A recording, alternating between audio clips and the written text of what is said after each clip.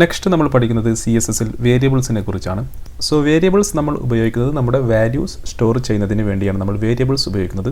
CSS പ്രോപ്പർട്ടീസിൻ്റെ values നമുക്ക് store ചെയ്യാൻ സാധിക്കും. സോ നമുക്ക് ആവശ്യമുള്ള സമയത്തെല്ലാം ആ വേരിയബിൾ നെയിം കൊടുത്തു കഴിഞ്ഞാൽ നമുക്ക് ആ വാല്യൂ അവിടെ ലഭിക്കുന്നതായിരിക്കും.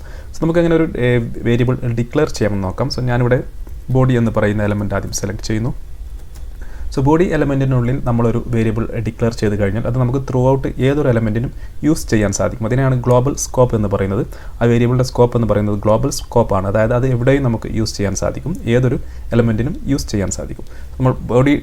നമ്മൾ ബോഡി സെലക്ട് ചെയ്ത ശേഷം അതിനുള്ളിൽ നമ്മൾ ആദ്യമായി കൊടുക്കേണ്ടത് വേരിയബിൾ നെയിമാണ്. സോ നമ്മൾ വേരിയബിൾ നെയിം കൊടുക്കുന്നതിന് നമ്മൾ ഇതുപോലെ 2 ഐഫൺ ഇതുപോലെ കൊടുക്കേണ്ടതുണ്ട്. ആദ്യം ഈ ഐഫൺ കൊടുത്തതിന് ശേഷം നമുക്ക് നമ്മുടെ വേരിയബിൾ നെയിം കൊടുക്കാം. സോ ഞാനിവിടെ ടെക്സ്റ്റ് കളർ എന്ന് കൊടുക്കുന്നു. ശേഷം ഒരു കോളൻ കൊടുക്കുന്നു. അതിനുശേഷം ഞാൻ റെഡ് എന്ന് കൊടുക്കുന്നു. സോ ഇപ്പോൾ ഞാൻ ഈ ടെക്സ്റ്റ് കളർ എന്ന് പറയുന്ന ഈ ഒരു വേരിയബിളിലോട്ട് റെഡ് എന്ന് പറയുന്ന വാല്യൂ സ്റ്റോർ ചെയ്തു. സോ ഇനി എനിക്ക് എവിടെയെങ്കിലും റെഡ് കളർ വേണമെങ്കിൽ എനിക്ക് ടെക്സ്റ്റ് കളർ എന്ന് പറയുന്ന വാല്യൂ യൂസ് ചെയ്താൽ മതി. സോ അതിന് യൂസ് ചെയ്യണമെങ്കിൽ നമ്മൾ var എന്ന് പറയുന്ന ഒരു ഫംഗ്ഷനാണ് ഉപയോഗിക്കുന്നത്. ഉദാഹരണമായി എനിക്കിവിടെ h1 എലമെൻ്റ് ഉണ്ട്, ഹലോ വേൾഡ്. അതുപോലെ h2 എലമെൻറ്റ് ലേൺ CSS എന്ന് പറയുന്ന ഒരു h2 എലമെൻറ്റും ഉണ്ട്. സോ എനിക്ക് h1 എലമെൻറ്റിന് റെഡ് കൊടുക്കണമെങ്കിൽ ഞാനിവിടെ h1 സെലക്ട് ചെയ്യുന്നു. ശേഷം ഞാൻ കളർ എന്ന് പറയുന്ന പ്രോപ്പർട്ടി സെലക്ട് ചെയ്ത ശേഷം അതിൻ്റെ വാല്യൂ കൊടുക്കുന്ന സമയത്ത് ഞാനിവിടെ var എന്ന് പറയുന്ന ഒരു ഫംഗ്ഷൻ ഇതുപോലെ കൊടുക്കുന്നു. var എന്ന് കൊടുത്ത ശേഷം നമ്മൾ റൗണ്ട് ബ്രാക്കറ്റ് ഓപ്പൺ ചെയ്ത് ക്ലോസ് ചെയ്യുക. അതിനുള്ളിൽ ഞാൻ നമ്മുടെ ടെക്സ്റ്റ് കളർ എന്ന് പറയുന്ന ഈ വേരിയബിൾ നെയിം കൊടുക്കുന്നു. ശേഷം നമ്മൾ സേവ് ചെയ്ത് കഴിഞ്ഞാൽ നമ്മുടെ ഹലോ വേൾഡിന് നമ്മളിവിടെ കൊടുത്ത ആ റെഡ് കളർ ലഭിക്കുന്നു. സോ അതുപോലെ നമുക്ക് h2 കൊടുത്ത് നോക്കാം. സോ h2 കൊടുത്തതിന് ശേഷം ഞാനിവിടെ കളർ സെലക്ട് ചെയ്യുന്നു. സോ var ഫംഗ്ഷൻ ഓപ്പൺ ചെയ്യുന്നു. അതിനുള്ളിൽ ഞാൻ നമ്മുടെ ടെക്സ്റ്റ് കളർ കൊടുക്കുന്നു. സേവ് ചെയ്ത് കഴിഞ്ഞാൽ നമുക്ക് ലേൺ CSSനും റെഡ് കളർ ലഭിക്കുന്നു. സോ നമ്മൾ ഒരുപാട് സ്റ്റൈൽസ് അപ്ലൈ ചെയ്യുന്ന സമയത്ത് നമ്മൾ എന്തെങ്കിലും ചേഞ്ച് ചെയ്യണമെങ്കിൽ നമുക്ക് ഈ ഒരു ഭാഗത്ത് മെയിൻ വാല്യൂ ചേഞ്ച് ചെയ്ത് കഴിഞ്ഞാൽ തന്നെ ബാക്കിയുള്ളതിനെല്ലാം അത് എഫക്റ്റ് ആവുന്നതായിരിക്കും. സോ വേരിയബിൾ ഉപയോഗിക്കുന്നത് കൊണ്ടുള്ള ഒരു ഗുണം അതാണ്. സോ ഞാനിവിടെ ജസ്റ്റ് ബ്ലൂ ആക്കി കൊടുത്ത് സേവ് ചെയ്ത് കഴിഞ്ഞാൽ ഞാനിവിടെ വേരിയബിൾ ഡിക്ലെയർ ചെയ്ത സ്ഥലത്ത് മാത്രമേ ചേഞ്ച് ചെയ്യുന്നുള്ളൂ. സോ ശേഷം ഞാൻ സേവ് ചെയ്ത് കഴിഞ്ഞാൽ എല്ലാത്തിനും ആ ഒരു കളർ ലഭിക്കുന്നതായിരിക്കും.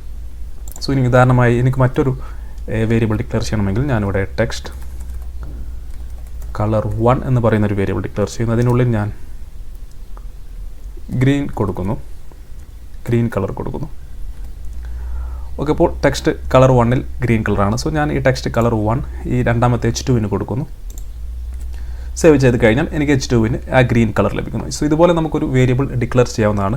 നമ്മൾ വേരിയബിൾ ഈ ബോഡിക്കുള്ളിലാണ്, ബോഡി സെലക്ടറിനുള്ളിലാണ് നമ്മളിപ്പോൾ ഡിക്ലെയർ ചെയ്തത്. അതുകൊണ്ട് തന്നെ നമുക്ക് താഴോട്ട് ഏതൊരു എലമെൻറ്റിനും നമുക്കത് യൂസ് ചെയ്യാൻ സാധിക്കും. ഇതിൻ്റെ സ്കോപ്പ് എന്ന് പറയുന്നത് ഗ്ലോബൽ സ്കോപ്പ് ആയിരിക്കും. ഈ ഉദാഹരണമായി ഞാൻ ഈ ഗ്രീൻ എന്ന് പറയുന്നത് ഞാൻ തൽക്കാലം ഡിലീറ്റ് ചെയ്യുന്നു. ശേഷം ഇവിടെയും ഞാൻ കളർ സെലക്ട് ചെയ്യുന്നു. സോ നമുക്ക് രണ്ടിനും ബ്ലൂ ലഭിക്കുന്നു. ഉദാഹരണമായി ഞാൻ ഈ ഒരു ടെക്സ്റ്റ് കളർ എന്ന് പറയുന്ന വേരിയബിൾ ഇവിടുന്ന് കട്ട് ചെയ്ത ശേഷം ഞാൻ h1 കൊടുക്കുന്നു. ശേഷം അവിടെ പേസ്റ്റ് ചെയ്ത ശേഷം സേവ് ചെയ്യുന്നു. ഇപ്പോൾ നിങ്ങൾ കാണാൻ നമുക്ക് h2 ആ ബ്ലൂ കളർ നഷ്ടമായി. ഇപ്പോൾ ഇതിൻ്റെ ഈ ഒരു വേരിയബിളിൻ്റെ സ്കോപ്പ് എന്ന് പറയുന്നത് ബ്ലോക്ക് സ്കോപ്പാണ്. അതായത് ഈ h1 എലമെൻറ്റിന് മാത്രമേ നമുക്കിത് ഉപയോഗിക്കാൻ സാധിക്കുകയുള്ളൂ. നമ്മൾ കൊടുത്തത് കാരണം നമ്മൾ ഇത് h1 ബ്ലോക്കിനുള്ളിലാണ് നമ്മളിത് ഈ വേരിയബിൾ ഡിക്ലെയർ ചെയ്തത്.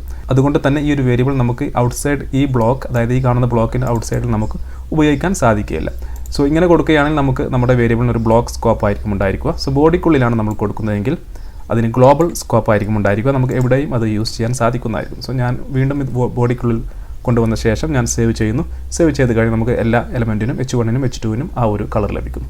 സോ ഇത്തരത്തിൽ നമുക്ക് ഒരു CSSൽ വേരിയബിൾ ഡിക്ലെയർ ചെയ്ത് അതിലോട്ട് നമ്മുടെ CSS പ്രോപ്പർട്ടീസിൻ്റെ വാല്യൂസ് ഇതുപോലെ അസൈൻ ചെയ്യാൻ സാധിക്കുന്നതാണ്.